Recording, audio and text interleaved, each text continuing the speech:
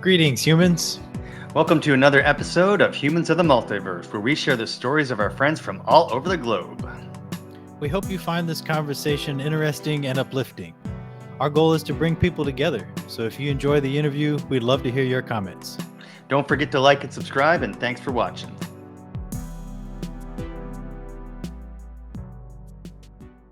I was going to talk about poking around in like the Pope suit area at the back. They got some popely robes back there, some priestly ones. I didn't know the difference between a bishop robe and a priest robe myself, so I was going to buy one. Some of those things bling, man. Some of them got some. Hey, I'm getting me one.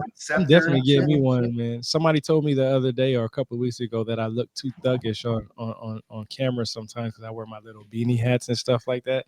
My wife was telling me, she said, "Why don't you go get your cowboy hat and put it on?" Too thuggish. That's funny. Yeah, that's what it is. Who said that? I can't remember who said that. Are you ready, Mike? Well, welcome to the multiverse, everybody. Greetings. My name is Mike. And I'm Dave, and we are here with Tyrone from Rebirth of the Word. He is an author, historian, a veteran, minister, scholar, bishop, and photographer. He's got a couple books coming out that we're excited to talk to him about. He's got a website and a YouTube channel we're going to talk about as well. But we wanted to get to know Tyrone today. So, hey, Rebirth. Thanks for joining the show, and tell us a little bit about where you come from and what was like growing up for Ty. All right, so yeah, Rebirth. I go by Tyrone. Actually, when I first started, I started off with Seeker of Knowledge. That's when I started my website, rebirthoftheword.com. And I basically started my website because, being on social media, you'll see a lot of people talk about what they think they know, right? Because what somebody else told them, not from what they researched, but from somebody that told them something that made them feel like that person was right or wrong or whatever the case may be. And so I started my website and I said, you know what, I love religion, because everything about us is religion. No matter whatever part of history you look at, religion is going to come up. If you ignore that, then you're ignoring history, right? Because in order to understand history, you have to understand the mindset of these people who worship these gods, right? And why they did what they did. And most of the time it's because of these gods, right? So when I started my website with one article, basically going to the origins of what is considered civilizations. And because I love dictionaries, and I talked to you guys before and told you I always keep a dictionary near me. It's only because when somebody says something, I want to know exactly what the meaning is. And I'm not talking about your meaning, your personal meaning, or what my personal meaning is. I want to know what's written in the book, because that's what we're going to go off of. Because if we use your meaning, then your narrative is going to be correct. If we use my meaning, then my narrative will be correct. So we have to find a common ground on what we understand. So that's why I like dictionaries. So I go to the origins, trying to figure out what the civilization is. And because civilization in a term has changed many times and it's been corrupted and used differently for whatever narrative some people wanted to use, I got the basic from the etymology.com or etymology dictionaries, right? Which is basically the origins of words. So trying to figure out what a civilization is was hard, but because academia gives us a reason based off of Oxford University, that's who I use as academics, is Oxford University. I use their definition. Well, they are also the founders, or I'm not going to say the founders, but at least the people who are more geared to understanding Mesopotamia and the Sumerian civilization. So their definition fits the narrative of why the Sumerians are the first civilization, right? Even though later on in my article, I can accept and will accept and do understand that there are other places that are considered older, right? Depending on your definition of civilization. But because my website is my journey, I wanted to show people the raw, uncut real of what it is to be a historian, okay? And this is what I truly believe. I don't have a college degree at all. I don't at all. I have certificates. I have, that's all I really have is certificates, I can say. But because I understand what education is, education doesn't mean you can learn something just by going out there and researching. That's why libraries are important in our country, right? Because you don't have to go to school to learn something. You go to a library and learn something. You might not have the hand-on experience and understand the deeps and the thorough understandings of it. You will get the basics, the foundations. And that's what I want to fall at. Where's the foundation? Because if I'm going to build a house, I'm going to build it at the foundation first. So I need to know how to put a concrete slab in before I even think about doing anything else, because I can do everything else right. But if that concrete slab ain't right, everything else is going to tumble eventually anyway. So I need to make sure I get the origins right. So what the civilization was trying to figure out, Sumerians, and why people consider them the first civilization. And then I started thinking about people who can't actually see, who are blind, right? But can hear things, right? So I was like, man, maybe I make a YouTube channel and maybe somebody will help them say, hey, this person is good with his YouTube channel. And there's a lot of apps and programs out there to help people navigate through these social media programs and so on and so forth. So I decided to take what I did on my in my articles and make a YouTube channel so people can listen to it, or a podcast for a Spotify, like I have one on Spotify. Everything that's usually on my YouTube is on Spotify. So I try to, so that way I can get a better audience, and people can, who don't have the opportunity to read a book can listen to somebody that's actually reading from a book. Because the only way to prove me wrong is by showing me. You can't prove me wrong, because before I even present my information, I'm already giving you the source, the exact place that I give you at.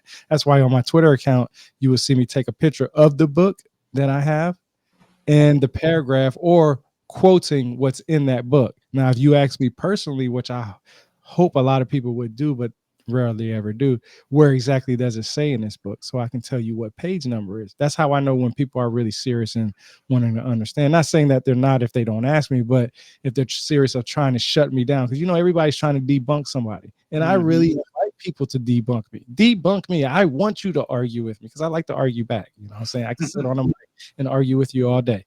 Makes no difference to me. I'm going to get my point across, and I'm going to make sure that every time you think of this scenario or any scenario that references it, you're going to remember that I told you that this is the book that you needed to read in the first place. So I try to throw that out there. That's why I made that short of you the other day about showing receipts, because it seems like you definitely really like to show receipts. So how did you get into, like, at what age did you get into history and ancient history and the history of human civilization? So I've always been fascinated with it, but I never was given the opportunity to pursue my passion, meaning that when I was growing up, my mom wanted me to be a doctor or a lawyer. I didn't want to go to college. Even when I was a little kid, I was like, I'm not going to college. I don't even like school now. Why in the hell would I go to college later on for 4 more years and then pay somebody to teach me something that I don't even care about in the first place, right? So I was like, I just joined the military. And I know a lot of people will say, and some people will probably in the comment section after watching this, they'll be like, well, why did he serve in the military? Well, it wasn't because I wanted to serve my country. No, that wasn't it. I didn't have nothing else to do. I know I didn't want to go to college. The military was my best option. It was going to teach me some discipline. It was going to teach me how to listen. It was going to teach me some things that I wasn't taught when, at the household, right? And our life and our journey is always about being taught something new. So I was like, okay, that's the easiest thing. I'm getting guaranteed paycheck every 2 weeks. Why not, right? That's the incentive out the world. So I did that. How old are you? 18 years old. I actually signed up in the delayed entry program at 17. Wow. And what year was that? 2001, and I went to basic in 2002, and then deployed 2003 to 2004, 2005 to 2006, 2009 to 2010/11, and 2012 to 2013. So I was deployed 4 different times, twice to Iraq and twice to Afghanistan. And was my last deployment. I was hit by 107 Mike rocket, I believe it was, and I was knocked. I was what they say officially dead for like 30 seconds or something like that. Jeez. So yeah, so but I think that's where the beginning of my journey into doing something with my life, because after I served the rest of my tour, and I was actually in the mailroom, I got stuck in there because I couldn't do my job anymore. I had a lot of thinking, what am I going to do? I knew I wasn't going to be able to stay in the military. I always had headaches. That's why I wear the beanies that I was having, as I was telling you earlier when people were saying I was looking too thuggish, is because on the right side of my brain I have poor blood circulation, so I get really bad headaches. So I tilt my beanie to bring the pressure like right in a certain point, right? So that's what I do it. Yeah. So, after about, I was in and out the hospital for about a year. They decided just to medical retire me, so I got medically retired. And then I was like, man, I'm only like 30 something years old. What am I going to do for the rest of my life? Right. I mean, I'm not sleeping. I still have trouble sleeping. I only get like 2 hours of sleep. And that's why I do have so many projects and so much stuff going on at one time. And I was like, man, why don't I? And I got tired of arguing with people on being incorrect on certain information. So I said, the best thing I can do is create a website, create a YouTube, do this, that, and third.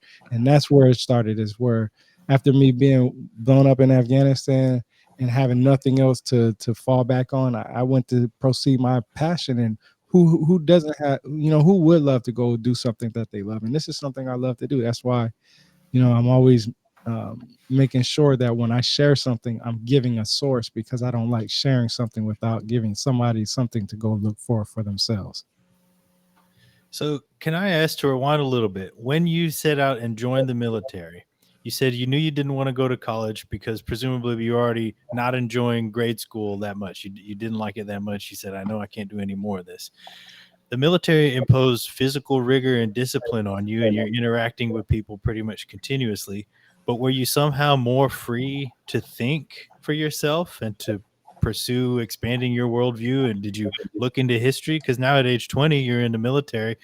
If you got time to yourself in the evening, what are you going to do? Is that when you started, reading more? How did that go? Man, I wish as many times that I was deployed and on certain missions where, you just sit and wait and do things. I wish I had the passion that I had then, because I would have been reading a lot more than I've read now. Mm-hmm. I really didn't start picking up reading, and I'll tell you right now, I didn't like reading when I was a little kid. So all I did was watch documentaries. That's how I gained my information, was through documentaries, because I didn't want to read. But then I had to do something. I had to step back. I was going off of what somebody else interpreted, possibly from what they may have or may not have read, right? So I said, maybe I need to go ahead and read these ancient texts and the Bible and this, that, and the third for myself, because, even though that's somebody telling me what they get from the ancient texts, I'm literally getting it from the horse's mouth that says they're the translator. Who am I to say that this person's translation is right or wrong? One of the reasons why I got the certificates that I got, like from Harvard and so on and so forth, is because I wanted something to say, even though it's not a college degree. When somebody says, well, how do you know? Well, I do got a certificate. I mean, you can, as a college graduate, say negative things all you want about that certificate, but the only thing that tells me and should tell the world is that I did something to at least advance my information somehow, and I paid for it. Whether you would have paid for it or not, I did something to show that, hey, look, this is what I did, and I can show you where I got the information from. Yeah, I might have paid something that you don't agree with, and that's fine. What I do with my money shouldn't be your business, right? But I'm going out of my way to get you some information.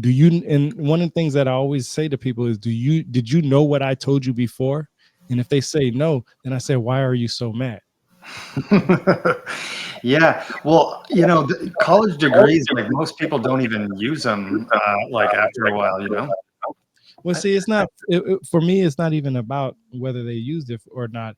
For me, it was, I know I wasn't going to college, and I knew that I was never going to be on the same level as them, as somebody that went to a 4 to 6 to 8, 10, 12 year school, right? Because that's what people look at. They want credentials, right? That's all they want is credentials. That's all they want.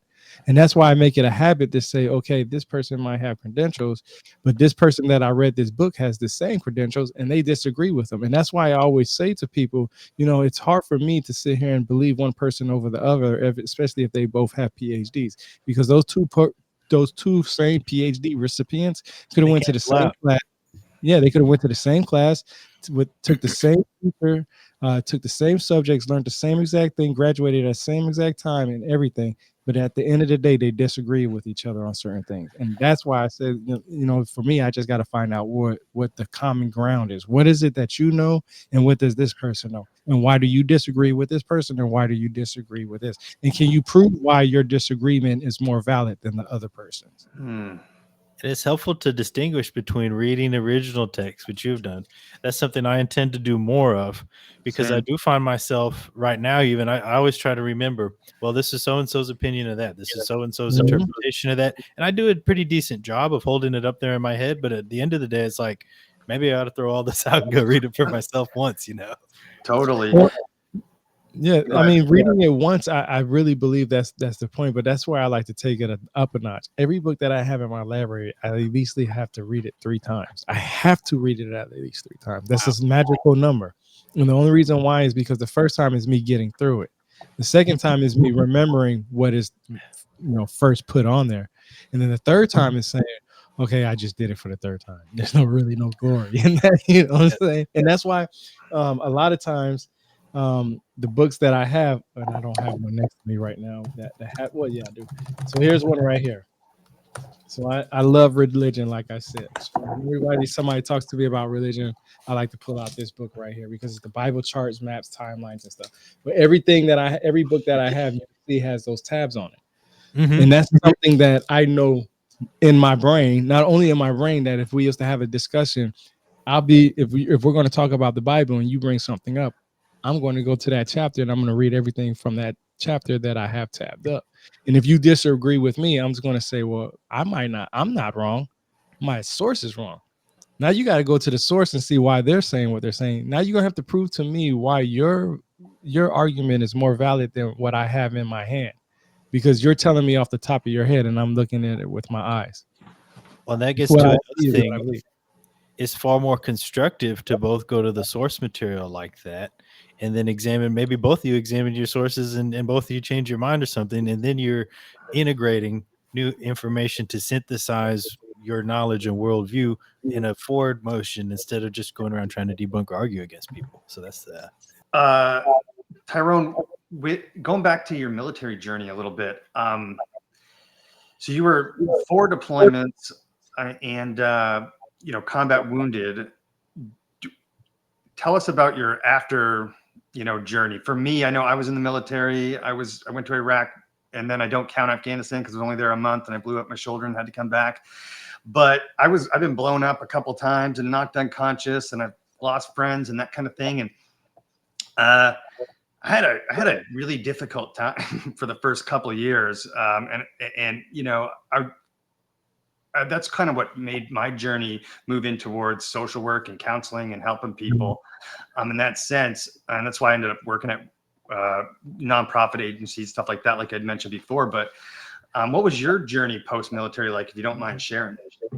Yeah, that's why I was saying that I needed to figure out what my purpose in life was. I didn't know what I was doing. I was just always staying at the house. I would go fishing all the time, but that wasn't my passion. I loved fishing because it helped me think about stuff. And that's where thinking so much, I was like, my website was where I needed to go in. And that was, of course, years later, but it was,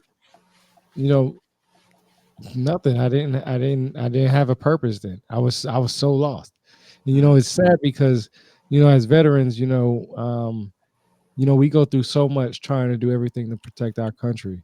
And then when we get out and we're left on our own, we're left to protect ourselves by any means necessary, right? That's why you have a lot of veterans turning to drugs, and you have a lot of veterans turning to alcohol because they want to protect what's in their head. I don't think there's a lot of people out there that understand the mental grasp that it takes for a man to go over there, or a woman to go over there, do some things to another individual that was possibly told to do it by force, and had a family, and come back and live with your family after knowing that you did everything to destroy theirs.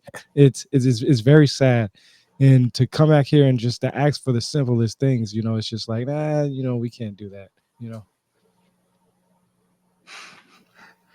Yeah. And so it's almost like you get home and you're used to this large group. You're used to being around your boys all the time, and you've got all this support and people everywhere, and you got everything you need. And then you come home, and it's like you're on your own almost. Yeah, and then you come back and you're on your own. How did you, besides finding a purpose, was there anything else that like helped you kind of move forward and move past that, or was it really just finding a new purpose? Yeah, just finding a new purpose. Finding my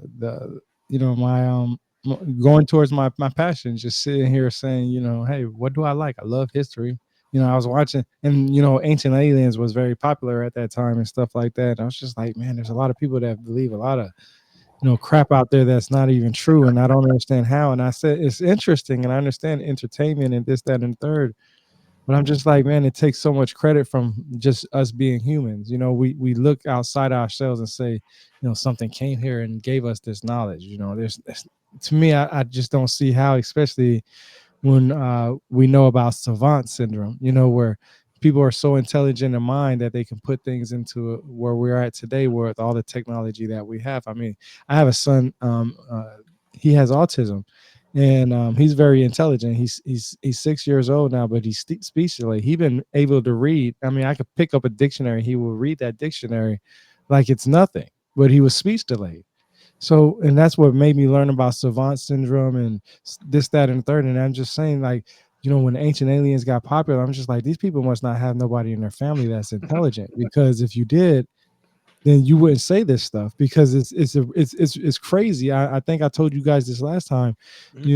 Stan Lee made a show called Superhuman, and it's literally about individuals on planet Earth, that have superhuman like abilities that would be considered like one that could be in one of his comic books. And it was a really good show because these people had some really extraordinary abilities, right? And then knowing about savant syndrome, where people are able to do mathematics faster than a calculator, or paint a canvas of a city within 15 minutes of a flying somewhere.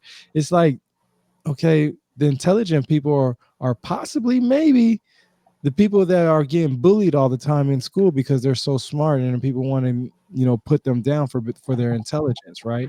And they don't really start helping society out until it's almost too late, like how Nikola Tesla was. I mean, one of the quotes that he said when he was dying was that it left him with ridicule and humiliation, because people didn't really care for what he said. It was one of the quotes that I believe that was to his mother.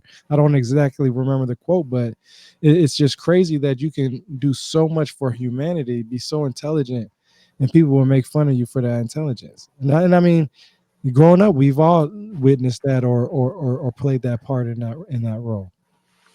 So when you were like coming up, and you mentioned a few different times you didn't like school, you didn't like reading, but you did like documentaries. Did you have a favorite documentary from when you were a kid that kind of first like got your mind going on these topics? No, not really. I don't really have a favorite documentary, because they all talked about the same thing, really. Mm-hmm. And that's why I said, maybe I should just go read the text for myself. Because they all said almost the same thing, or was quoting somebody else, or but there's only but so many people you can quote for this ancient history stuff. Like, if you want to learn about Egypt, there's only but so many books you need to read. You don't have to read all the books in the world. Read the coffin text, the ancient Egyptian Book of the Dead. You can read the pyramid text, and then that's pretty much all you really need to read. And the only reason why is because that's most of the mythology. If you want to know about Mesoamerica, all you really need to read is the Popol Vuh. And then if you want to read the individual tribes or individuals there, then they have their own myths. But most of the people who follow most of the myths, they only follow but so many books. I mean, literally, they only follow but so many books. So you can literally, I guess.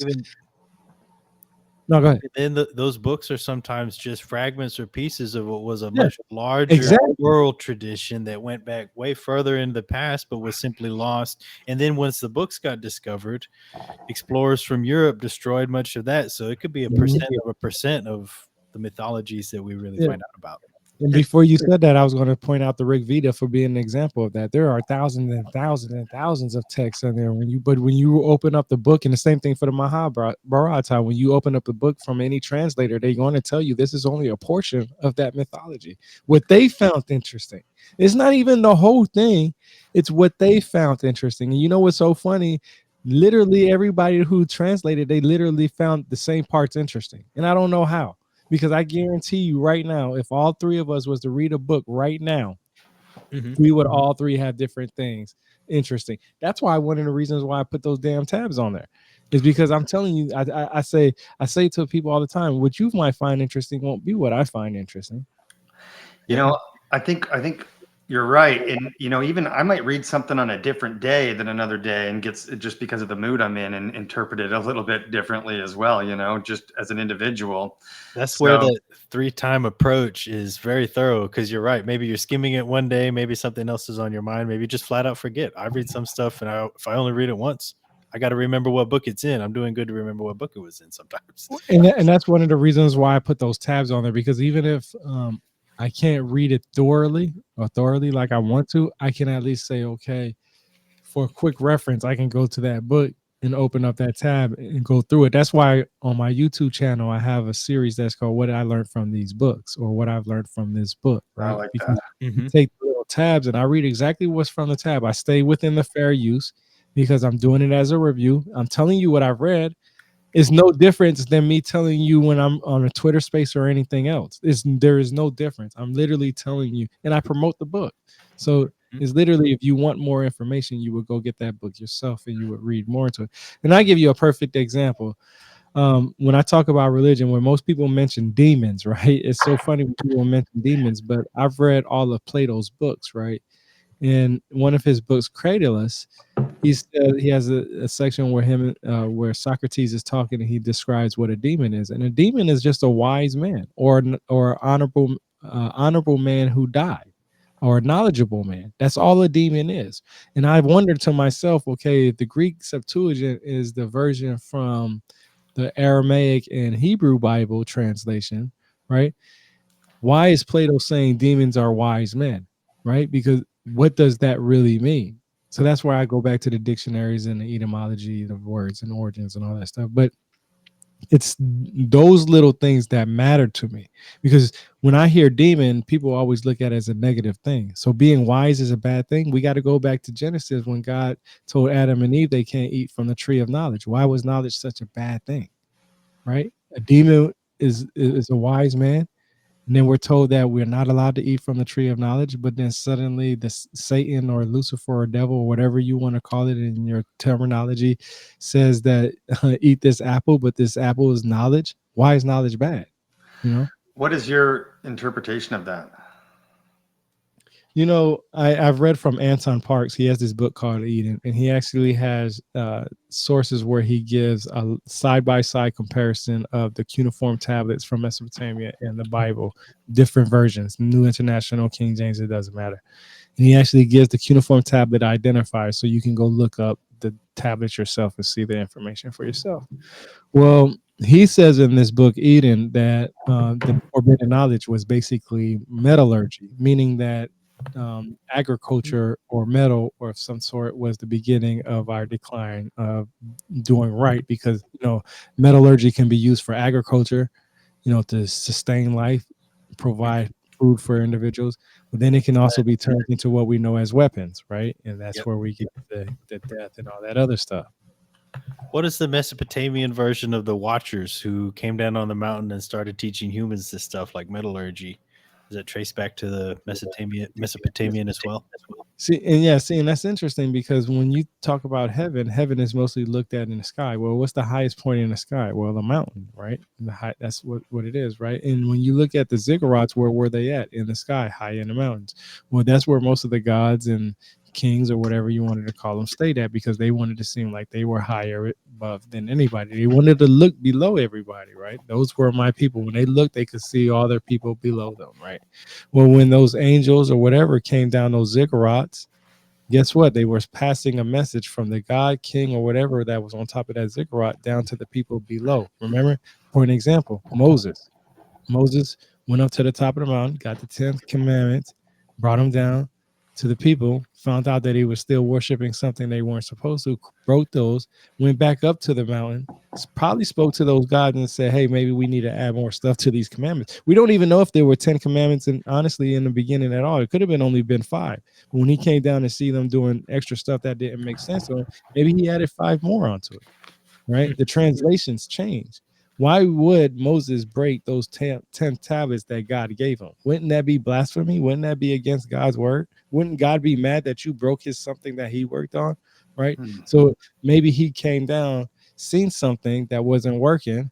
It maybe wasn't that one day. You know, we don't know how long he was down there for. You can't just come down from a mountain and think you can go right back up without, replenishing all the goods to get back up there, right? So obviously stay down there, witness some more things that they probably was doing wrong, and say, hey, I'm gonna go back up there and tell those gods. I really believe that when it comes to these gods, they weren't extraterrestrials, anything outside of our planet. They were literally individuals on planet Earth. And then when you go to the Oxford Handbook, which I showed you guys last time on the live show, was that the Oxford University text actually says that they came from the depths of sea, meaning they came from within the sea. So they never came from somewhere outside our planet, right? And these are and then now my next question is why would Oxford say that they came from the depths of sea and not outside of planet Earth? What would be the difference? Who could survive in the depths of sea and come here and give us technology to make us be better here on land?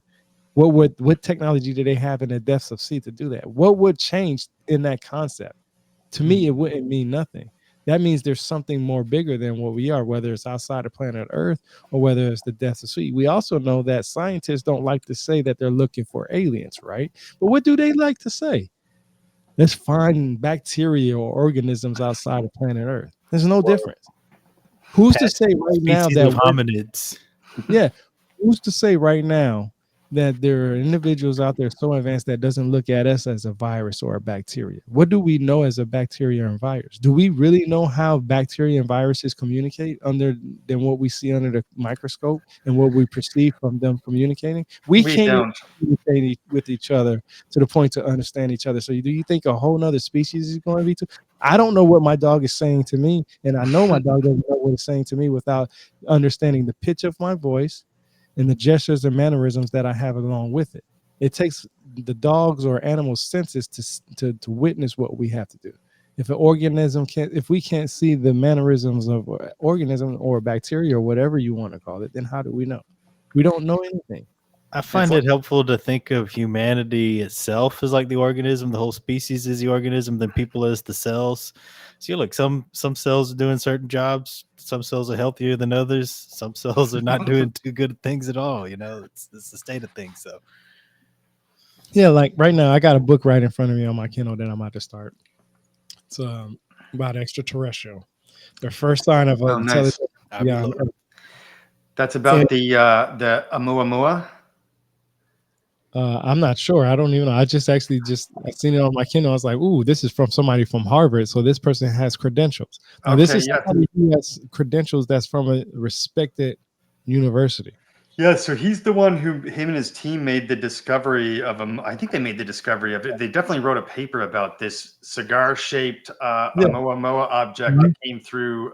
So I was assuming that's what the book is about, but it's probably about more than just that. But well, I don't know. I know what you're talking about, and that's what I'm saying is that I'm knowledgeable on that. But now I got to read the information for myself. Nice. And now that this was available on Kindle for free, why not? That's how I gained my knowledge. I love hard copy books. I have a lot of them.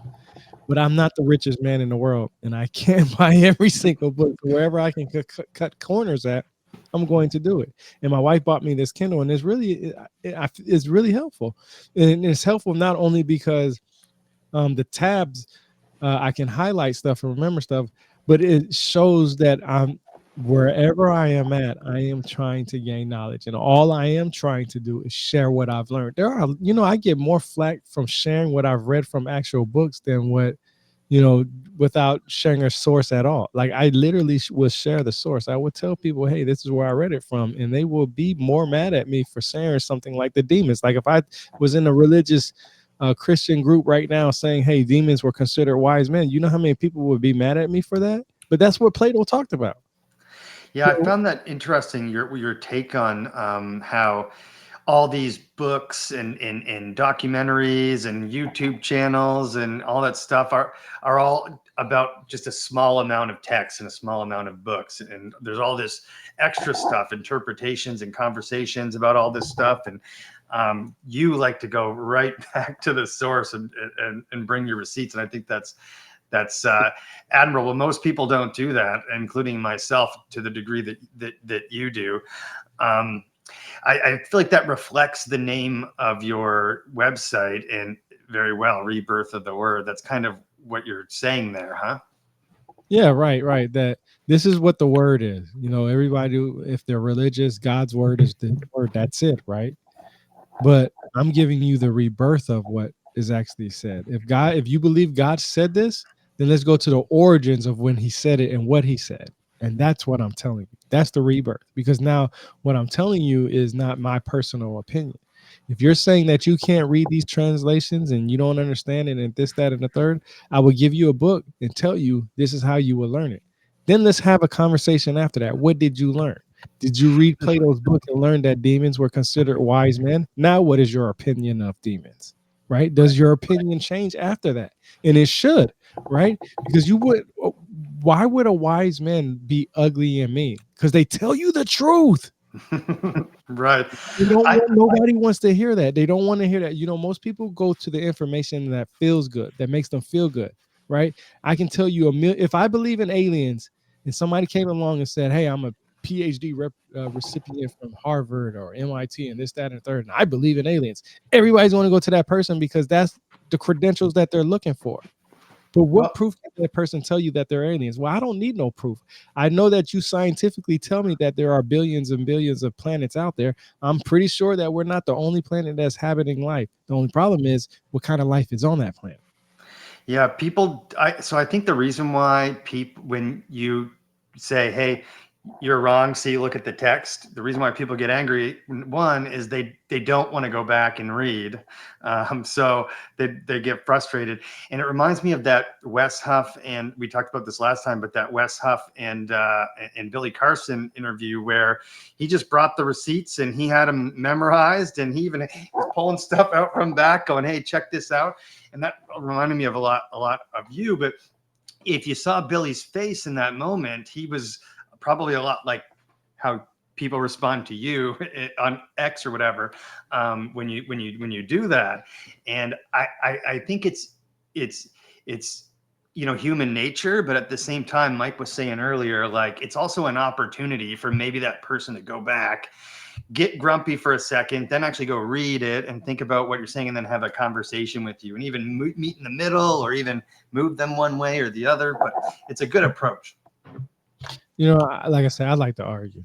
I know when I'm right, and I don't care, because at the end of the day, if I tell you that there's no planet Nibiru, and I can tell you the reason why and give you sources, at the end of the day, every time you hear the word Nibiru from that point on, you're like, damn, that dude Rebirth told me this shit. I'm glad you cleared that up for me. Now I got Nibiru safely on the sci-fi shelf, and it's a fun one. That's a fun romp through that planet. You know what happened.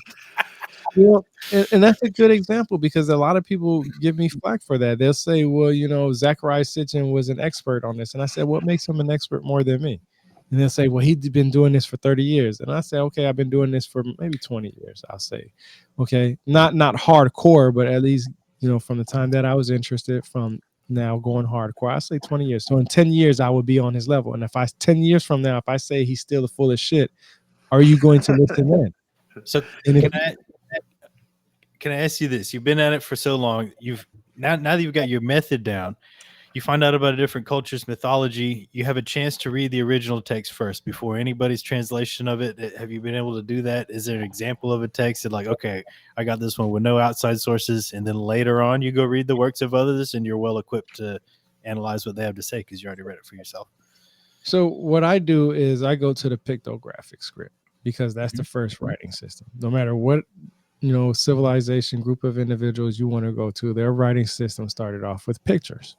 So I go to those and I look at it and I analyze it and I put it in a tray, and I'll look at other people's translations and so on and so forth. Mm-hmm. But point is I'll go to the pictographics. I don't know how to read any of these ancient texts. I can tell you I can't read Japanese, but if you say, hey, in Japanese, this says this, that, and the third, I'm able to go ahead and highlight it or type it in or find a program to give me it, and I can see if it's accurate or not, right? Because of the programs that's actually out there. That's why I say dictionaries for me are good, because I'm going to their origins. There are enough programs, websites, and books out there to know a language. I take people's credentials at heart. If you say you're smart in this, I'm going to say, okay, I'm going to trust you.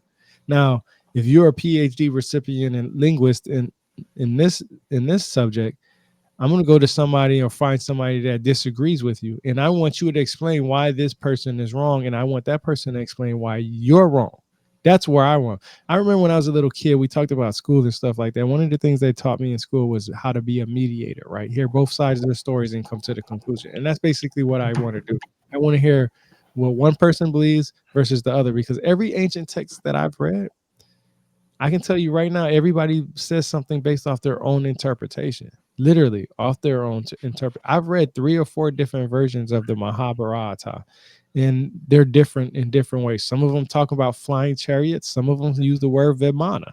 Some people will use the word Vimana as, spacecrafts. And I'm just like, I can see how they come to that conclusion because they say flying chariots. But when I hear flying, I can also think of, man, that car was flying down the road. It was going fast as hell. Was it really flying in the sky? No, it was just going really fast.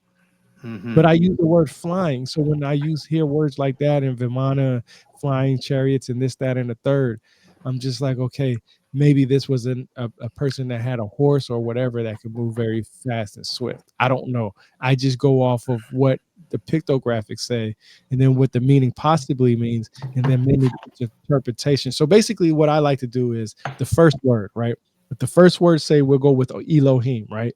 We'll say Elohim, right? Well, we know Elohim could mean many gods or it could mean one God, right? So the first word would be Elohim, and it would be either one God or many gods. Then the second word was fought, and then the next word was each other, right? Well, fought could be many things. It could be argument, it could be a rival fight, it could be wrestling, it could be anything. So I would plug in each one of those words. Elohim fought, they wrestled, war, or whatever those are. And then the next word argued, exactly, right? And the last word was each other, right? Or whatever the last word I want to end it with. I would fill in those same all the words that flowed with that word, and I would come up with different sentences based off those, right? And those sentences would mean something different, right? It's all on how people interpret. And this is the crazy thing. I look at it like this. All three of us, we can have a semi conversation with emojis right now. Now, without you guys understanding what emojis mean to me and what the emojis mean to you guys, vice versa, our conversations can go different ways. But we could understand each other if we knew the basics of what we was talking. So I'll give you an example. If you put praying hands up there, right? If I said, hey, somebody in my family died, and you put praying hands up, some people will say that's praying hands, and other people will say, well, you're clapping. Well, what the fuck is you clapping for? You know what I'm saying? So that's an example. Is I understand you guys would say praying, but somebody outside of me would say that's clapping. So now that's where the interpretation comes in, me putting myself in those person's shoes to understand what they understand. It makes me wonder how we could have continuity really in any information when you put it that way. I guess the best way to do that is, like you said, go back to the source. We don't have a time machine. The best time machine we have is the source text. Yeah, exactly. And you have to go with the dictionaries. For example, the way we use slang in America can be used differently around the world, right? We may understand it here one way, but we use that slang somewhere else. Somebody who speaks English or getting taught English in their country, they won't understand that because they're not taught that slang. So for me, it's important to always go to, what do you understand what a civilization is? What do you understand as what an alien is or extraterrestrial? And then if they tell me and I say, well, I'm going to tell you what the etymology dictionary says. And the etymology dictionary says this, that, and the third. Do you agree with that? If they say no, then I know they're only using their portion to create their narrative. If they say, okay, yeah, we'll go with that, then I can make my argument either way. Okay. I'm going to agree with you if you tell me and you're trying to create a narrative because you're using what you understand. But if you want the facts, I'm going to tell you what this is where if I was to teach somebody who didn't speak my language what this word meant, I would pick up a dictionary and an etymology book and say, hey, this is what this word means in our language. And this is what it meant in your language because it breaks it down in certain languages too. Mm-hmm. So in this space, there's a lot of like, Billy Carsons and people just taking liberties with, history in the past and stuff like that. One guy who I've always really just admired and I think he's done well in this space, like unconventionally, as far as like being an unconventional historian is Graham Hancock. What do you think of Graham Hancock's work? I think philosophy. I think what Graham Hancock does is awesome. He's not telling you what to believe. He's telling you what to research. Mm-hmm. That's really what he tells you. Mm-hmm. I've heard people say that he's racist, and I don't see how he's racist. I'm sure if he knew about SLC 2485, he would probably do a good video on that. I don't know. I don't know what. Yeah, the reason I asked is because he often gets he gets put in that category with your Billy Carsons and stuff by like your academics and archaeologists. It's called a pseudo archaeologist, and I don't see him that way.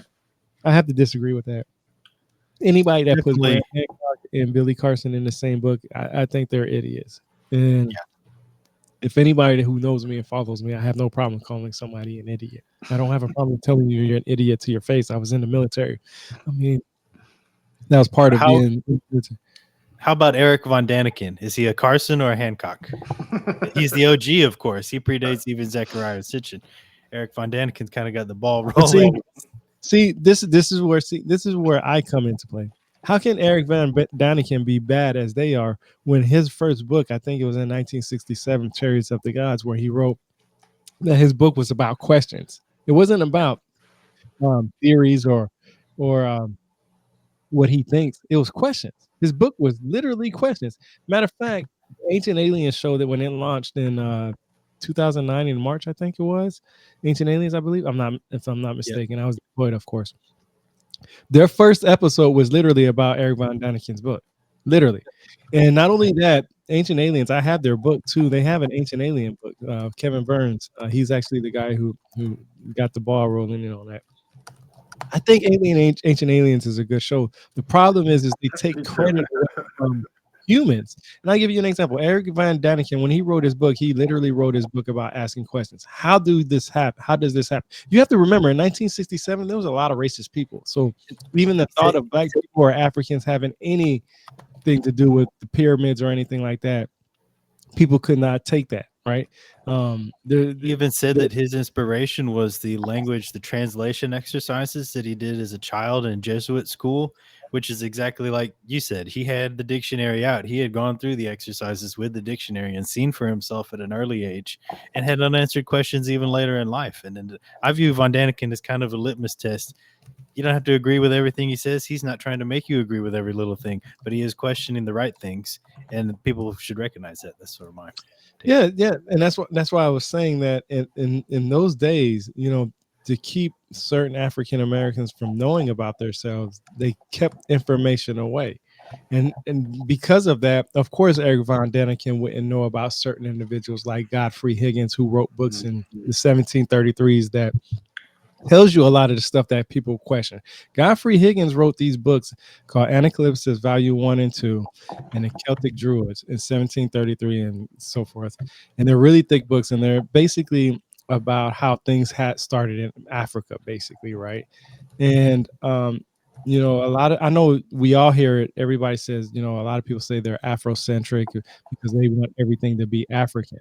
But when these books were first being published about our history, it was literally questions about, why does Africa have the oldest stuff? Like these were legit questions that people were writing in 1730s, 1800s, and early 1900s, right?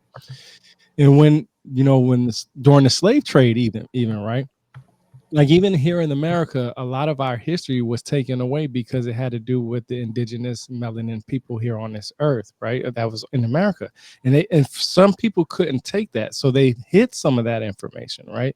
So later on, when like when Eric Van Daniken and Graham Hancock came out, of course they wouldn't be able to find this information wasn't readily available to people, right? Like you had to go to the libraries and actually find these certain books. You had to go to the Library of Congress, find these certain books, and you had to read them. There wasn't the internet and all this other stuff, so they were only given certain information, so they could only go off of that information. Now that for some reason, when people say Graham Hancock's racist, I never heard anything him say racist at all. All he says there's a more advanced civilization. But this is where the thing comes in, and that's why I was talking about civilization earlier. Is what is your definition of a civilization, right? And one of the things that I wanted to do was find, because my mother's German and my father was African American, I wanted to know why was my mom white and why was my dad black, and what was the actual first skin color and this, that, and the third. Well, of course, in school I was taught that it's because of the equator, and in Africa everybody came from Africa. I actually had the luxury of talking to a geneticist from Penn State University who's looking for the cure of skin cancer that found actually the first white gene. And I actually had a conversation with him on my YouTube. So I don't think Graham Hancock's racist because this dude does his thorough research. Maybe he'd never talked to that individual or have it. It's called SOC 2485. I mean, I literally spoke to the doctor about it, Dr. Keith Chang, and nobody's ever looking for the color. I never hear anybody hear color. All I hear is advanced civilization. And this is where you can tell who's racist and who's not, because their first thought is, well, they had to be white or they had to be black. No, all they said was advanced civilization. That's literally that's the gene there. That's the one you're talking about, right? Yeah, and if you pull up Dr. Keith Chang, I actually did a podcast discussion. Yeah, I can pull him up too. I'll stop sharing for a sec, but yeah, I think the reason why the racist thing comes, I think, is political and ideological. Oh, no doubt. That's used. Absolutely. It's a smear campaign. Yeah, and it's designed to give him this label so that people don't want to think about it. If it was the 1960s, they would call him a communist. I bet they called Eric Von Daniken a communist back in the day. Right. And I guess in academics, you pointed out there's academics that argue with each other, but in the alternative academic environment, you got guys like Hancock and Von Daniken bring up new questions. They try to be thorough. They leave it open-ended and let you decide. And then you've got guys like Sitchin and or Carson, who more of entertainers, more riding on the coattails of the others. I mean, is that what you've observed, Tyrone? Well, I know when Billy Carson I followed Billy Carson before he even had 1,000 followers on YouTube, and I've been asking him questions for years, and he just started recently responding to me, which is pretty awesome because it lets me know that he's actually paying attention now, right? And I say that because I do a lot of corrections on a lot of stuff that he shares. And I do it because I do care about history. If you tell me you've read it, then I should be able to read it too. And if you tell me where you got your sources, I'm definitely going to read it. I'm not one of these people that's not going to read the source, right? Like I'm going to go to your source. Billy Carson, I don't really know anything about him except what people have shared about him, about his lifestyle in the past, from, I guess, doing some kind of fraud against some people. I'm not sure. Changing his name to a lot of different things. And I don't know him personally, so I can't tell you who he is. But I can tell you that if he's somebody serious about sharing history, he will literally actually do what I'm doing times 100. And I showed you guys that earlier. I don't have the money, the funds, or anything to do anything that. But when we did that last time, I used what was available to me with the funds, right? And that was showing what elephants and mammoths could do you moving, the pyramid blocks, right? And we know that Herodotus wrote about certain things, and we know that there's different descriptions on how it was built. But I know if I had the money, the possibilities, and I had billionaires in my phone call in my phone, which he bragged about. I mean, he literally said he had billionaires in his phone. If you have all this stuff, if you're really caring about sharing what you shared, then we should know more than what you are explaining in the books. Now, you already know what they say in the books, right? He owns some kind of thing, company in Florida where he can send stuff to the space. Why aren't we shooting up satellites where cameras are on 24/7 where anybody can watch them at a given moment? Why aren't you talking to Elon Musk about having, you got Starlink and we can shoot this up and we can show the world that the earth is round or that the earth is flat, or we can do this. We can show 24-hour television because he owns a network, right? He owns his own network. So why aren't we able to see the same stuff that he's seeing in the sky? Because once they see it, there's always going to be that doubt in my mind that they're going to want to hide something, because it's going to be too much for us to know. And then what I mean by that is, if I had the billions of dollars that these individuals had, or the millions of dollars, and I can put this stuff in the sky, anytime I turned on X, I would be able to log on to whatever Starlink cameras are out there, and I can see these things going around the earth. I would put the extra money into that.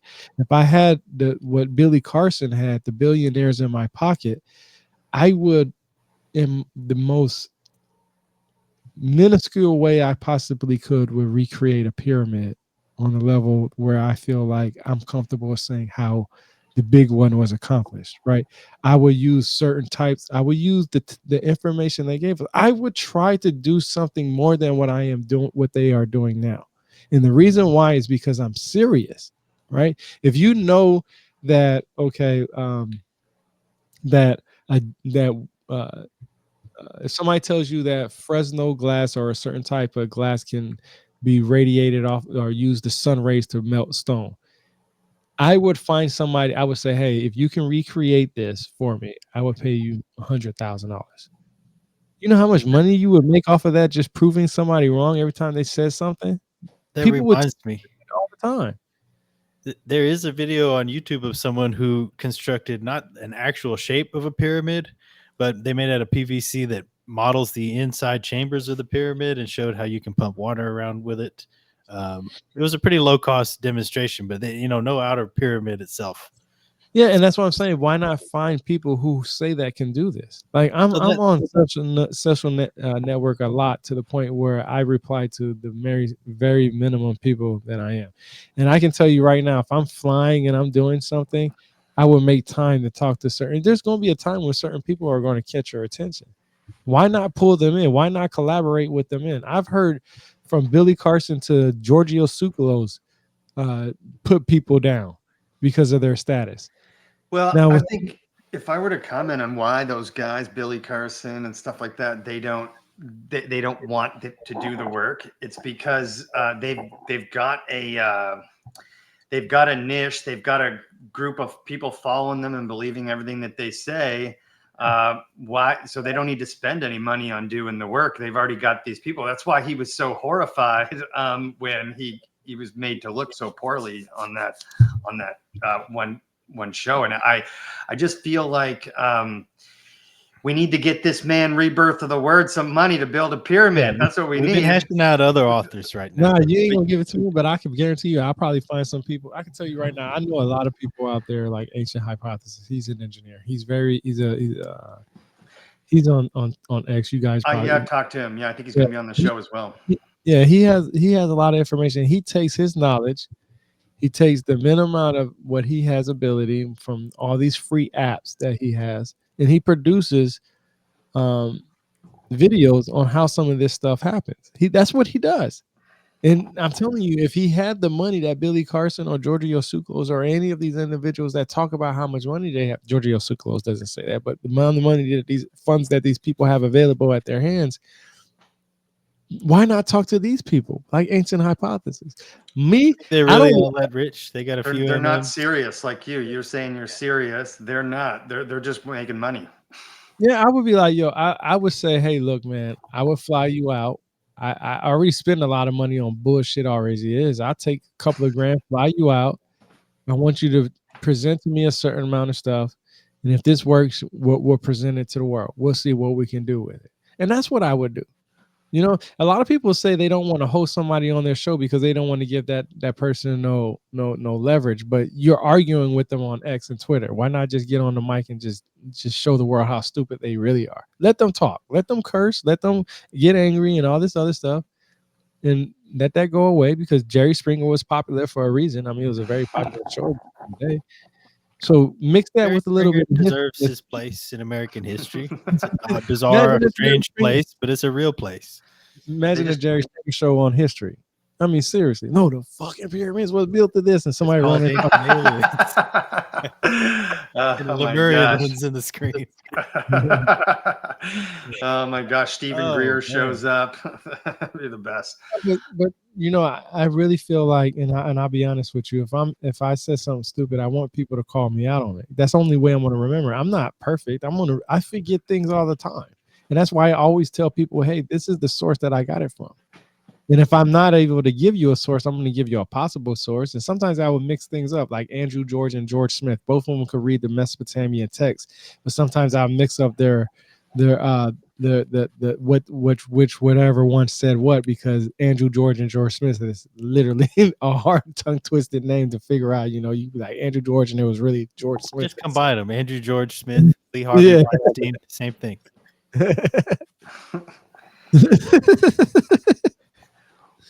Yeah, what's interesting, I think, to me about you, Tyrone, is you come into this like later in life, like really putting all your effort into it, and you're like you're gone full bore. I can really see your passion and your direction, and you're really following this mission.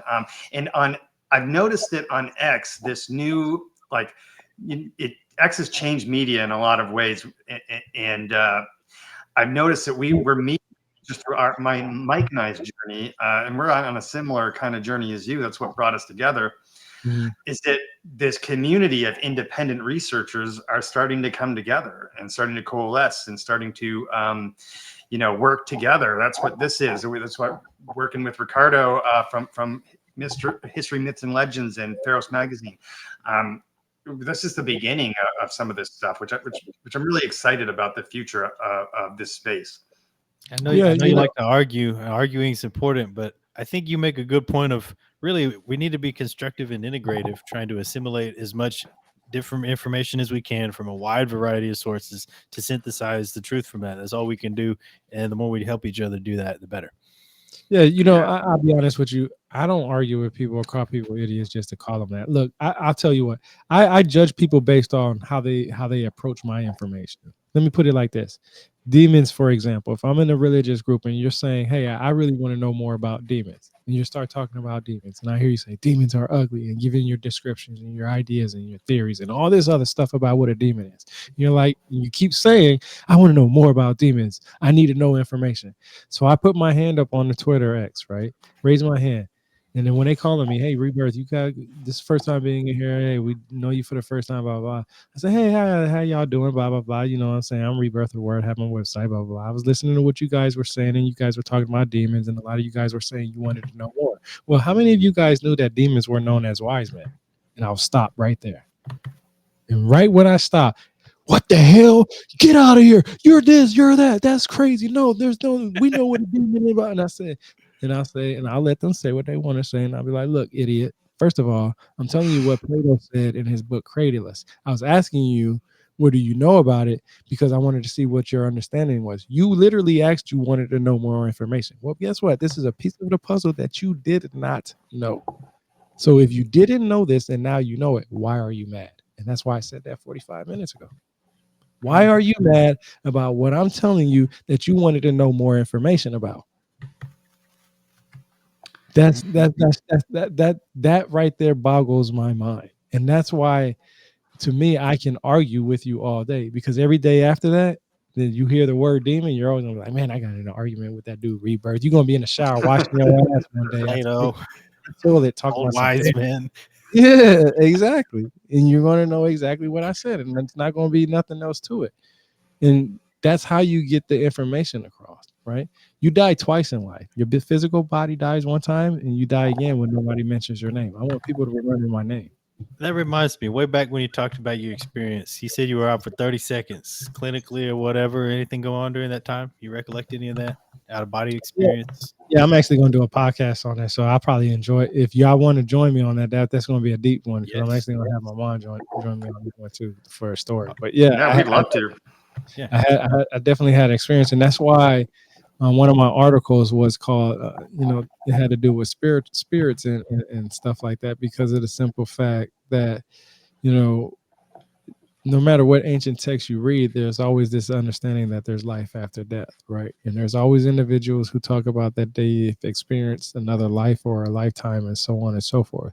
I've always will say this: I can't tell somebody else what they have experienced because I wasn't there. Just like nobody can tell me what I've experienced. I'd be damned if somebody tells me what I experienced, what I after I got blown up in Afghanistan and what I witnessed and felt. Right. So for me, I have to take that with consideration and understanding. Yeah, it could be a mental problem. Yeah, I have mental problems, but is there really a mental problem just because you've seen or did or felt something that wasn't there that somebody else wasn't able to? No, it probably just wasn't their time yet, right? Not everybody dies in Afghanistan and comes back. Not everybody gets hit by a car and comes back to life. Not everybody jumps out of a helicopter or aircraft and the parachute doesn't open and they get to live after that, telling the story, right? There's also a known Everybody. link between people that have suffered severe physical trauma up to and including near-death experiences. These are often the same people that exhibit or develop abilities, start interacting with anomalous phenomena. This is something that Professor Gary Nolan has looked into. It's a well-known link. It happens to a lot of military You, folks because you get in you know, situations where you get hit in the head. it's funny you say that because a lot of people who have brain injuries. I have a TBI. I have a traumatic brain injury, mild traumatic brain injury, and a lot of people that get that some people can learn new languages. Some people have different memories. Some people there's all. Let's just say there's a number of things that could There's possibly happen. people who come back from that with like an accent and stuff like Exactly. that. Yeah. Exactly. Yeah. Exactly. I feel like whatever happened to my brain activated this uh, mentality where I can remember and use my sources around me, meaning that I don't have to remember everything. I have a cell phone in arm's reach every day. Okay. Every day I have a cell phone. I have an Echo, I have Alexa.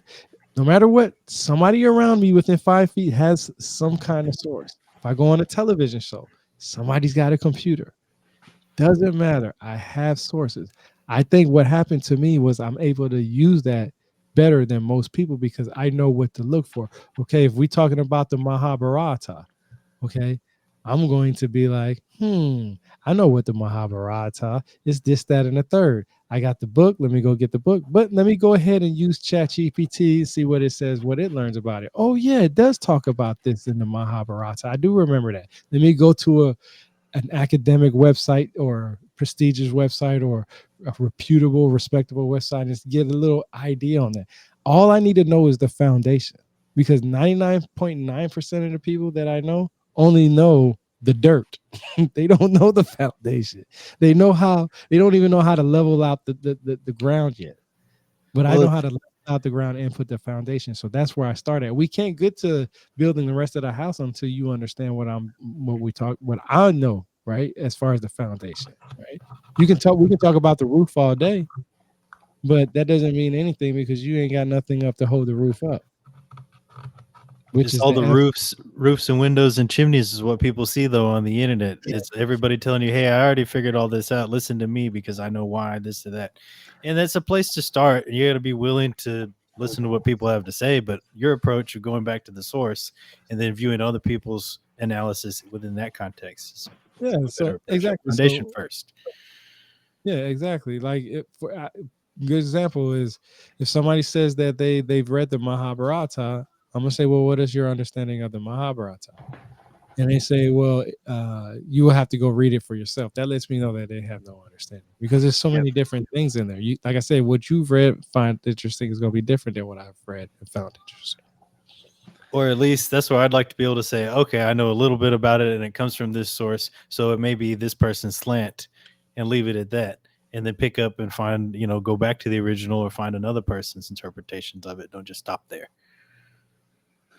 So just wanted to ask Tyrone, what's coming up in the future for you as far as like books, trips, things like that are on the go that you have planned coming up? Well, of course, I just started a local history section on my website, rebirthoftheword.com. It's just places I want to visit from all the Americas, all the Americas, right? From every place that I can go. And it's going to be places from museums to, hot spots, interesting places, anything paranormal, all kinds of stuff. I'm trying to go to Roanoke one time too. But that's going to be my thing right now. We're actually, all three of us are planning a trip, getting all that. Yeah, we've just to mention we're planning a trip to see some mounds in the Midwest in March, so stay tuned for that. And then your book, Tyrone, when does that come out? Well, it's hopefully in February. That's when it's supposed to be. Journey of the Origins of History is going to come out. Can we pre-order it? Not right now, but shoot, I don't know. I might have to ask him to see if he could put it up there for a pre-order. I don't know. We'll probably be among the first orders at any rate. Yeah, is that picture going to be the cover of the book? Because that picture is dope. Like, who made that picture? So remember when I told you I bought a camera, right? Just to make it. So I was in here messing around with it one day, and I was like, let me take a picture and see if I can make a thing. So I took these books my favorite books that I've read. The library, and I stacked them all around me and held one. And if you see on the screen, you can see that it says God, because God was the reason why I was on this journey. Was who is God? Why is everybody looking for this outer source of us? Right. So I have the sources in my hand, right? The source, that's what the source is, right? And then so then I decided to I set my little camera up on the little tripod, and I just took some pictures and then did some little AI changes with it and came up with it like that. Oh, well, I thought somebody drew that or something. That's really cool. It's really cool. Yeah, I told you I'm trying to get into photography, man. My wife says whenever I find a passion and get into it, man, I always try to be the best as I can. And that's why I'm always revamping and doing something. I always take what works from other people and apply it. Like, I ain't even gonna lie to you guys. I'm gonna start doing the weather thing like you guys. I take everything that works and I've seen that is freaking awesome, and I use it because I feel like, if they're not serious, I'm gonna keep doing this. I like how you like to get certified too, just so you can go, hey, I got the paperwork. And so I know we can find your work on rebirthoftheword.com. You're also on X, Rebirth of the Word. Anywhere else we can find you? YouTube, just Rebirth of the Word. Spotify, I'm on Spotify. Most podcasts, you just type in Rebirth of the Word and see a green label with Rebirth of the Word and the third eye and Knowledge is Power. That's mine on there. I actually made top 30 out of 100 on Good Pods twice. Nice. Very good. We're on Spotify, Rumble, and YouTube. Maybe we need to look into Good Pods. We've made 30 total clicks, I think. Yeah. Good Pod's pretty good. I promote a lot of my stuff, man. Like if Nike has to promote as small as I am, I have to promote. Yeah, we were doing some promoting too on X, and then they gave us a bunch of free promotion, $500 free or something. So we've been using that, but man, it gets expensive. We're trying our best to promote other people, and hopefully that promotes our show at the same time. That's kind of our angle on that. Is there anything else you wanted to share, Tyrone, before we close out? Just look out for a collaboration with Dave and Mike and me. Yes. We're doing some stuff. We're going to do some live actual podcasts together. So be on the lookout for that. Yeah, we'll be doing some of that, some trips together to local mounds in the area. And we're going to be meeting up with some other people on these trips that we know that we've met through X. So looking forward to that as well. And possibly joining your show one of these times as well. Oh yeah, definitely. I'm going to send y'all guys some invites when I get this book out. Right now, what I'm trying to focus on is just being consistent now. Before in the past, I wasn't consistent, but this year I want to be consistent because I've had a lot of people reach out. When I first started this 4.5 years ago with one article, I just wanted one person just to read one article of mine, and that's all I really cared. And then it came to the point now where people are saying, hey man, I really like your material, and I really want you to do this as a show. So now I'm trying to find out different avenues, especially since my wife works and my kids go to school and I'm at home early in the morning. I do like a 9 to 12 3-hour show or something, but I don't know. Just gotta think of all these new journeys, new paths that I want to take on this journey. It sounds like you're just following the carrot wherever it leads you. That's what Mike and I have been doing, and it's been working out pretty well so far. So we're excited to be on simultaneous parallel journeys with you, my friend. Some people say that a word is a sequence of letters, but I think we know that a word is a vibration with intention behind it. Thanks for coming on the show, Tyrone. This has been great. Very Rebirth cool. of the word. Adios. Yeah, peace out, everybody. All right.